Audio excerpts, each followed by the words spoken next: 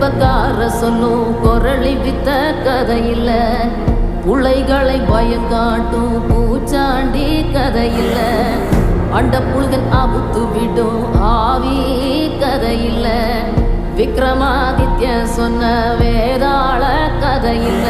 விளக்கு தெச்சா பூதம் வரும் அல்லாவுதீன் கதையில்ல, இது தண்டட்டி கிளவி சொல்லும் தனியா